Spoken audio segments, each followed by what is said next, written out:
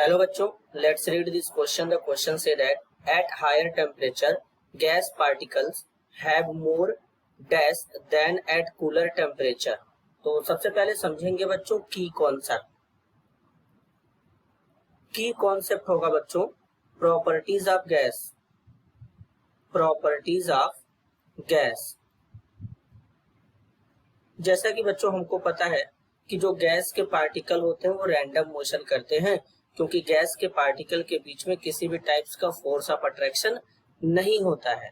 तो इस तरीके से ये क्या करते हैं, रैंडमली इस तरीके से मोशन करते हैं और इनके पार्टिकल बहुत ही दूर दूर होते हैं, क्योंकि इनमें इंटरमोलिकुलर फोर्स ऑफ अट्रैक्शन जो होता है बहुत ही कम होता है बच्चों. तो इसलिए गैस में स्पेस भी होता है बेसिकली. तो अब अगर टेम्परेचर हाई कर देंगे तो गैस के जो पार्टिकल होते हैं उनका काइनेटिक एनर्जी ज्यादा हो जाता है. क्या हो जाता है, काइनेटिक एनर्जी इंक्रीज कर जाता है. मींस एट हायर टेम्परेचर अगर हम बात करें बेसिकली तो क्या होता है बच्चों, gas molecule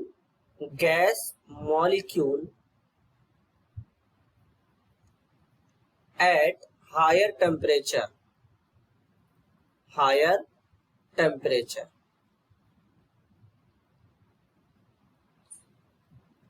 have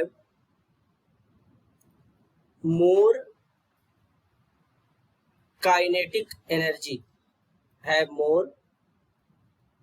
kinetic energy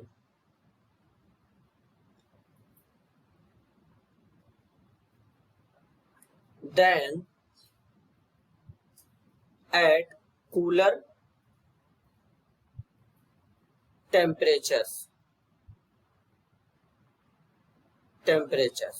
कहने का मतलब है कि अगर टेम्परेचर ज्यादा रहेगा तो गैस के मॉलिक्यूल का जो काइनेटिक एनर्जी है वो बहुत ज्यादा होगा, और काइनेटिक एनर्जी ज्यादा होगा तो ये मोशन भी ज्यादा करते हैं बच्चों, क्योंकि काइनेटिक एनर्जी मोशन के थ्रू ही आता है. अगर हम बात करें काइनेटिक एनर्जी के बारे में तो काइनेटिक एनर्जी क्या होता है बच्चों, kinetic energy is the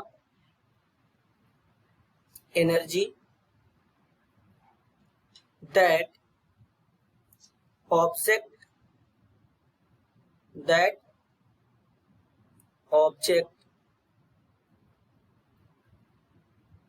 possess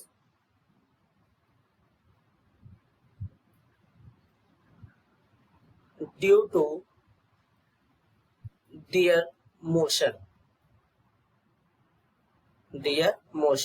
तो इसका मतलब अगर टेम्परेचर बढ़ाएंगे तो गैस के पार्टिकल बच्चों आपस में क्या करेंगे, और ज्यादा कोलाइड करेंगे.